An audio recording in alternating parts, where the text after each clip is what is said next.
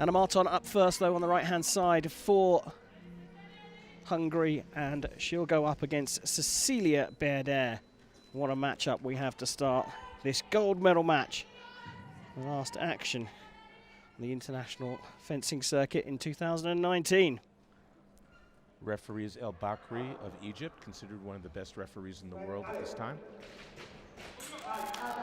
Marton out of the gate with an attack, little fist pump.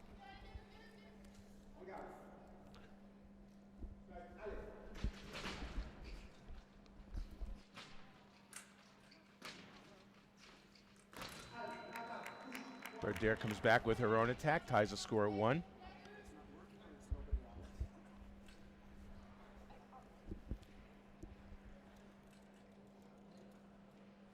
We've just got a little intermittent white light at the moment. That was why the pause was there. Line wasn't established early enough. Asked for the replay, but it didn't look like the line was out. The line has to be out completely before the fencer starts their offensive action on the left. And in this case, it was not. And there goes Marton's challenge.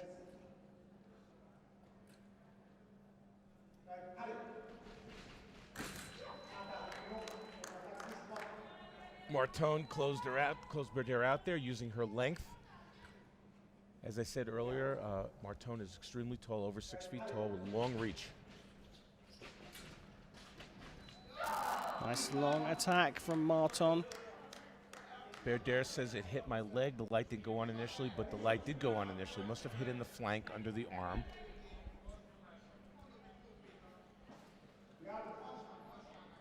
Not a bad start from the Hungarians, though. They want to capitalize on going one round further than the team they're chasing down, Ukraine. Yeah, the arm comes back in the middle there. Attack from Marton in preparation. No, she had a replay. There's no more. Maybe Vikram Valiev called his colleague back to have a look at that. Valiev on the video.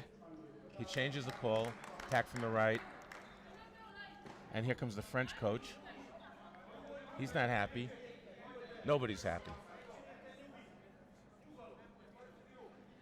Right. So now the French are. They were asking about the videos. And it was. And Mehmet Al-Bakri said it wasn't the fencer that called for the video. It was my colleague that told me to come and have a look at it. Go and sit down. Tension right at the beginning of this gold medal match, then, Jeff. Attack from the left from Berder.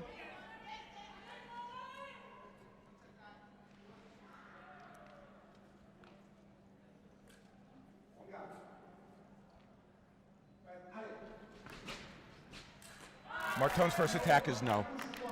She's short, Berder scores. Marton was very successful so far. She scored on 3 attacks, tried again, but Berder pulled the distance just a little bit, causing Marton to fall short.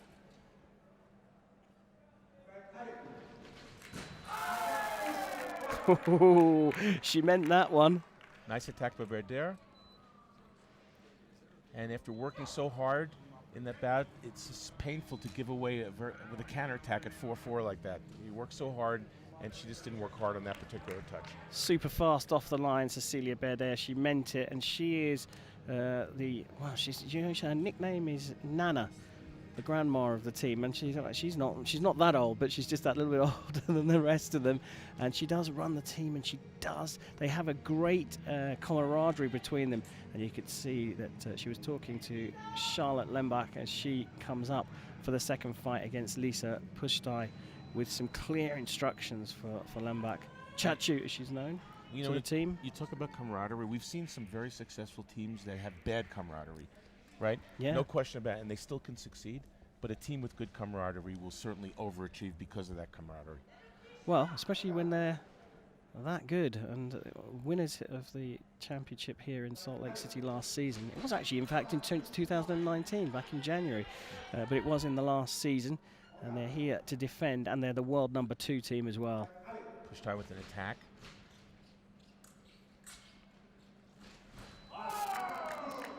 Lembach push, and finally scored.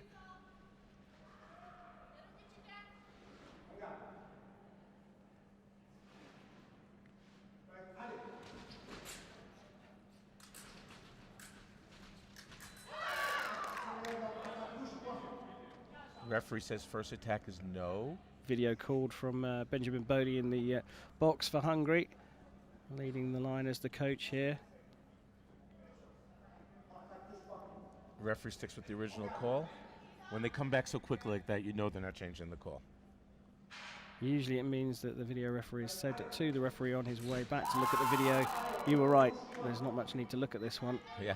Para riposte by Lembach. She scored in the attack. She scored in the riposte.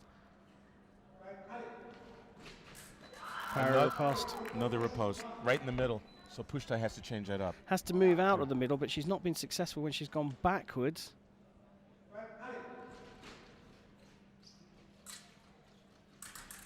Well, there are 3 meetings of the blade in the end. The final one is a para riposte from Pushtai. Attack parried, riposte was parried, the counter riposte was parried. So Pushtai in with the final action.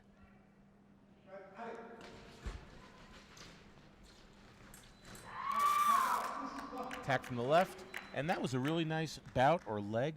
We saw a lot of nice riposte. There weren't simultaneous actions in the middle. That was real good fencing there.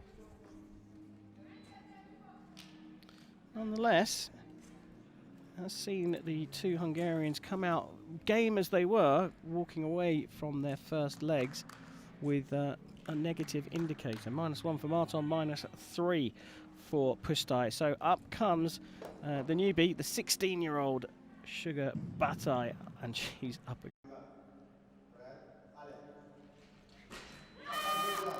Quick attack in the middle by Batai. Brune just questioning the referee to see whether she'd gone into the guard. He said no, it was mal parried.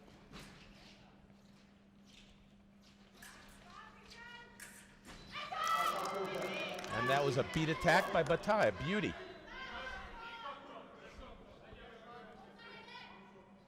There is a lot of tension in the air here. So Durrell, the French coach, was saying to Brune, if you want to avoid the attack from Batai, you have to use your feet, make a miss, and then pick up the right of way. And she has executed that instruction perfectly. Nice beat attack. Both fencers have hit on straight attacks. Both fencers have hit on beat attacks.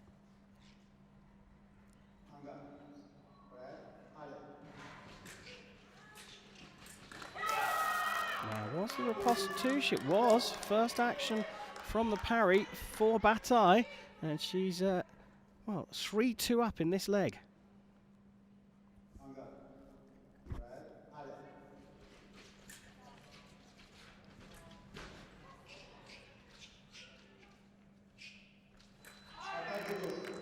Batai pushed and pushed and pushed and had Brune in trouble, and then all of a sudden took a breath, and Brune saw an opening, made the attack.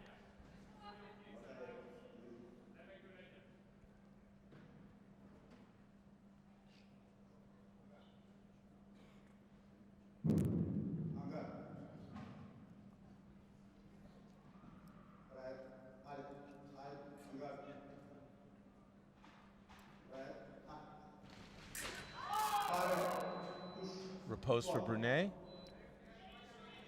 She was waiting for it there. Batai tried to sneak in the quick attack, but to no avail. Big scream from Manon Brune as she takes the French through the first third, and they've now built up a 6-point lead. All 3 French fencers coming away with victories from the first 3 legs, starting as strongly as we expected. Well, Marton is ranked 7th in the world, so she's their #1 fencer for Hungary, wouldn't you say? Yeah, I'd say that she's the top fencer, but Pushtai's not too far behind, right. In 11th, I think, in the world, so there's not much between them. But I think we come back to this thing about the camaraderie within the team. And look, there's no doubt, as you said, that there are teams where the fencers perhaps within the teams haven't necessarily been the best of friends, but they've come together on team days to fence really well. And I think there may be a little bit of an element of that within the Hungarian team. There's certainly not in the French team. In fact, they chop and change their number 4. Sarah Nutra is at the moment here in Salt Lake City, and it seems to have absolutely no difference on the camaraderie of the team. They truly must work on a squad setup where they have maybe 8, 9, 10 fencers that are all in contention and all work together to make each other better. Giovanni Sarovic said it's the same with the Italian team. They really try very hard on that. Marton sticking in close distance there, using her height and reach to pick off Lambach as she starts her attack.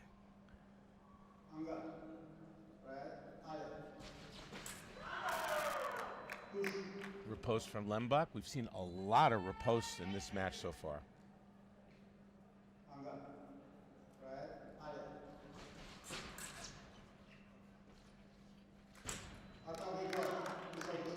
Attack to droite, says the referee. Another nice attack by Marton. She seems very comfortable pushing.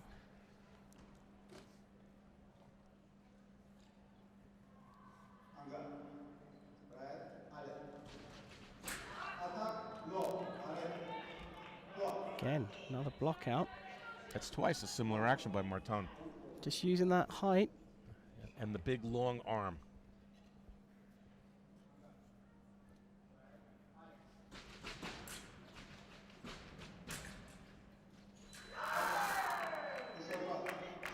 Marton pushed, and she was short. She attacked, and she was short, and then Lembach took over, and she hit.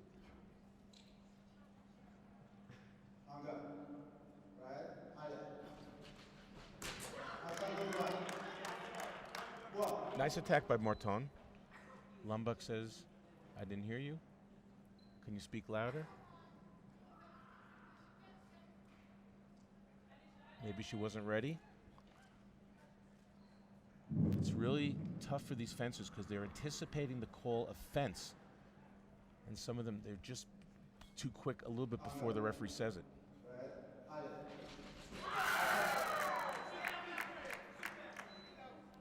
Well, given for Lambach, and Marton and the Hungarian box immediately call for a video review. Bakri is looking it over. They're having a discussion. He's calling over Valiev. They're having a little tete-a-tete. I think Bakri says he thinks it should be the other way, but remember, it's the referee on the piste who has the final say.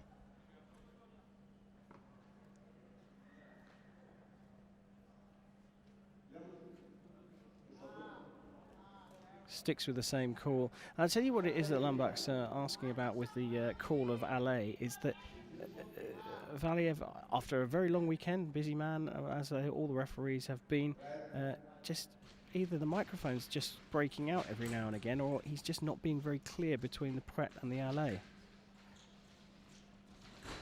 Attack from Lembach. You are right. I heard the microphone was a little bit intermittent, but as a referee, I would say it's extremely important. On guard, ready, pray, little pause, Allais. Sometimes some of the referees go pray, Allais, and they need a little bit of a pause. Yep.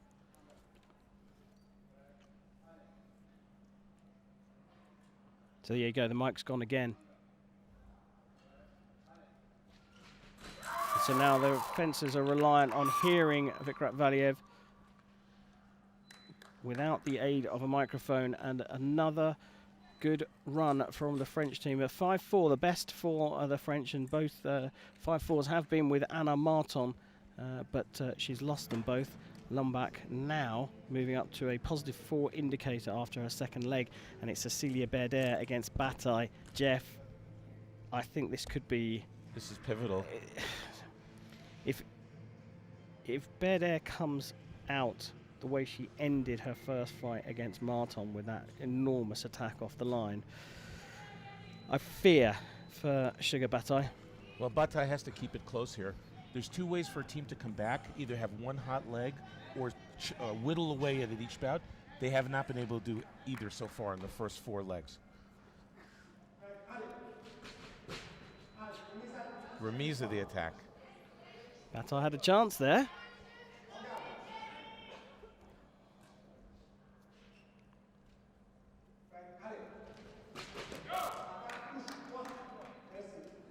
Berder acknowledges. Nice sportsmanship, especially when you acknowledge before the referee makes the call, as she did. Berder with the right of way.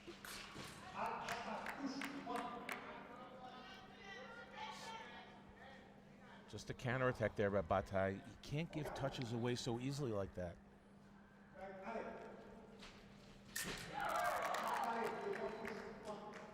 Riposte. So we've had a remise, we've had an attack, we've had a riposte. Berder mixing it up very nicely. from the left again, and this is painful. Yes, this could put this match out of reach, which is what your concern was before the leg. Especially seeing as Batai's back on, not the next leg obviously, but the one straight after. And well, just a single point for Sugar Batai, and the French have pulled ahead. And will they look at making a substitution? I think they are going to bring Katona back out. The second that leg was over, she was tapped on the shoulder. She got up out of her chair. She's starting to stretch.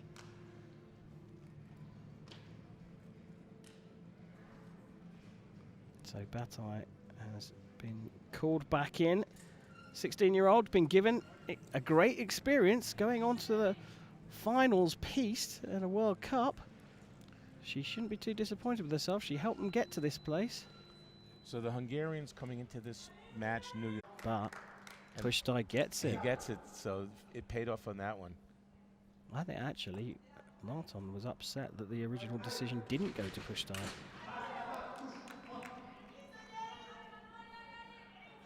Brunei with an explosive attack there.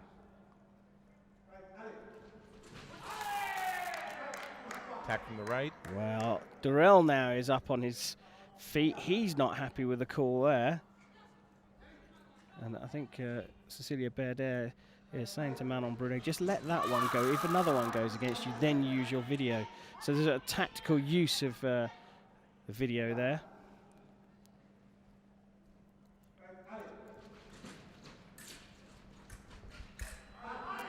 Pushtai with a great idea there. She pushed. She was taking the blade twice. And then finally, Brunei makes the riposte. Oh, Pushtai's body language is down there. She threw her best shot. She threw the kitchen sink at Brunei, and it came right back and hit her. Very disappointed is Pushtai.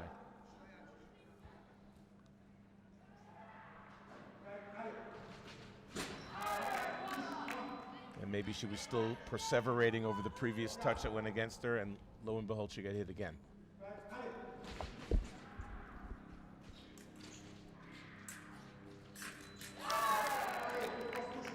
Riposte from Brunei. It's a clinic. She's putting on a clinic right here.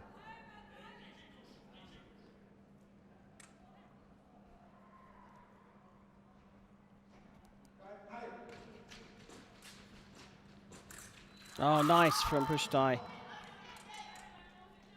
She's not the tallest of the Hungarians, but that's not no big surprise given how big Marton or how tall Marton and Katona are. But she has grown a couple of inches in the last year or so, and she is starting to use that to great effect. Well, she scores a couple more touches here. She might grow another inch or two here.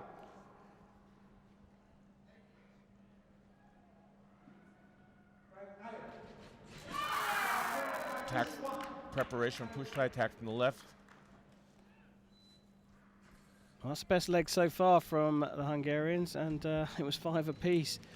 So no net gain, but no net loss. Is that the beginning of shoring things up, or is that just a false impression? But gotta say, when the Hungarians, in fact, when teams have made substitutions today, more often than not, they've worked. And up comes Renata Katona on the right for Hungary, and up against Charlotte Lombach of France on the left. We are through 6 of 9 legs. Here we're at the crucial legs 7, 8, and 9.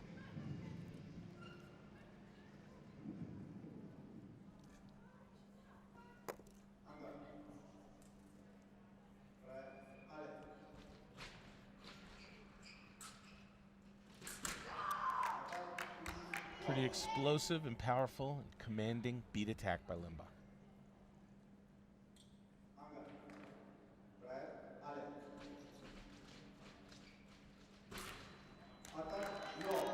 Attack no from Limbach.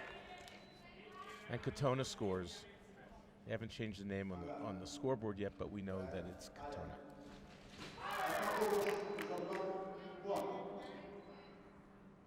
Quick attack by Limbach.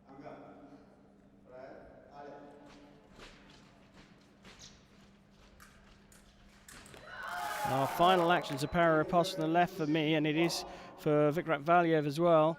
and a call for the video from Katona. I don't think that was a worthwhile call, and Valiev's back immediately. It was a beat attack by Katona, which was parried as Lembach was almost going down to one knee. Nice touch. Picking the right line, landing with what was probably a simultaneous action, but blocking out Bataille at the same time.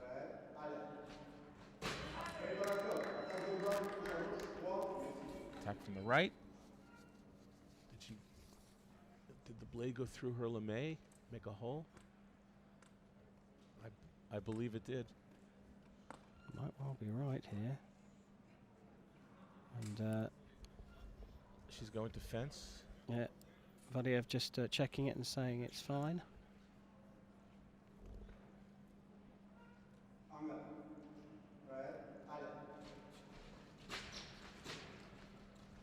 Long attack always favours the attacker, but look at that power riposte on the back line, leaning backwards as she took it as well.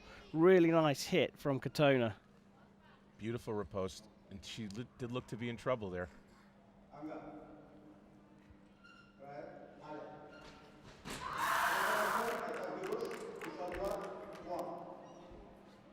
Well, there's going to be a call for a video here, but she's not. She's already had a video right at the beginning. So that's it. But she did get the hit, didn't she? So she is allowed to have another and call. they are reviewing it.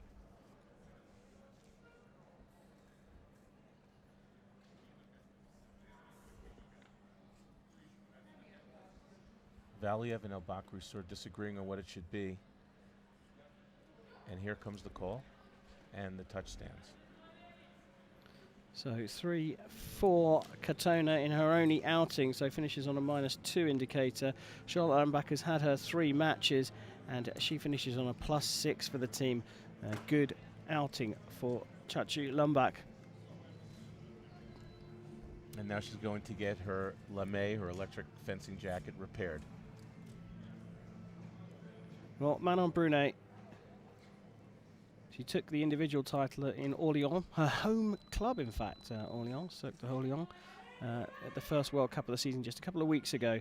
And she's here going for her 2nd gold of the season in the penultimate leg, up against Anna Marton, who, quite frankly, has to close this gap up, I would say, by at least 6 or 7 points to give Pushtai any kind of hope.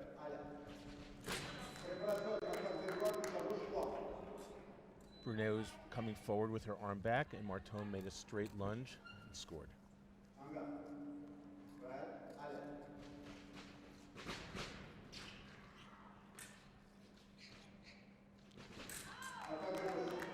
Attack from Brunet.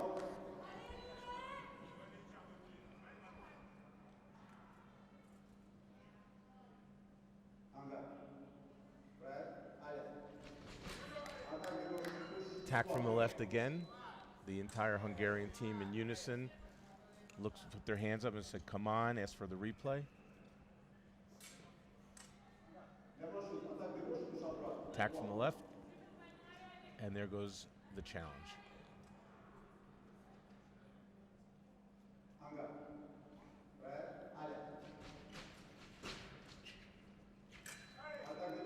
Yes. Marton's first attack was short. Sorry about the carry. No, you carry on. Brunet takes over.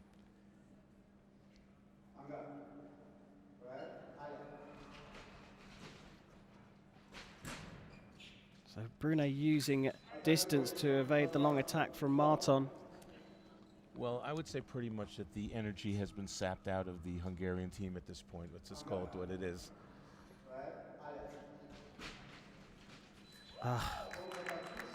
Yeah, shoulders have gone down. Marton comes off the piste, having scored just a single point against Manon Brunet, and well, 17 points the lead. I don't ever want to call a fencing match over, but this is about as close to being over as it can be. And I don't want to jinx them, but you have to give the French team credit because they've been dominant in this match. And today. And the whole day. Had one tricky moment earlier on in the day when they faced China, and that was 45-43 in the end. But other than that, they have been relatively comfortable throughout.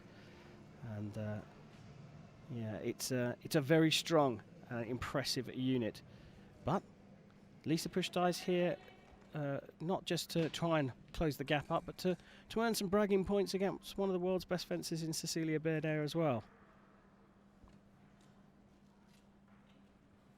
Back finishing on a +6. Brunet matching her with a +6. And a Martin on a -6 indicator. Berder comes in on a +5. And I would expect her to come away with at least as good as her two teammates. But very, very even among the three. Tackle push ties. No, in almost every leg or bout I've seen her fence, she comes out of the gate 100 miles.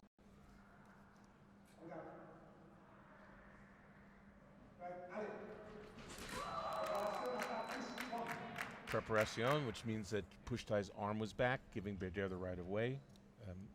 And she took it over and scored. And asking for a replay here.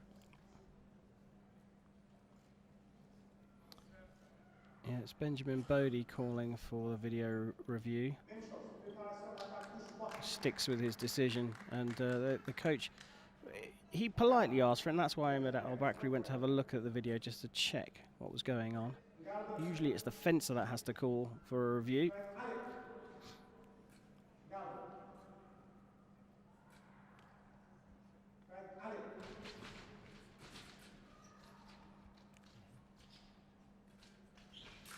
Oh, it's just class in a glass. Cecilia Berder looking so confident and so relaxed that she's just absolutely at her best, flowing on her feet, and brilliant distance control there for that one. Simultaneous.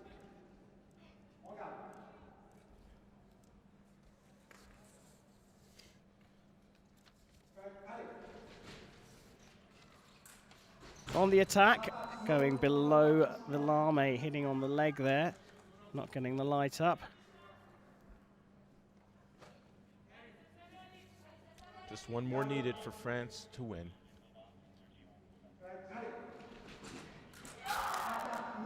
First one misses, and the French have taken the World Cup here in Salt Lake City with a dominant performance in the final against Hungary, who will look back on this event and be very happy with the silver medal, because as a result of that silver medal against France, the French team move up into second place in the Olympic qualification standings, trailing Russia by 40 points. Korea dropped down into third, and it is Hungary who move up, but they don't quite catch Italy, who remain in the top 4 spots. So it goes Russia, France, Korea, Italy in the top 4 spots, but Hungary have done enough to jump Ukraine into the leading spot for the European zonal place. It will be China, USA, and Tunisia picking up the other zonal spots. That is provisional, and it is subject to the approval of all the people at the FIE, but that's my rough calculations. But what a performance from France today, and what a performance in the final especially. They were a juggernaut, they were dominant,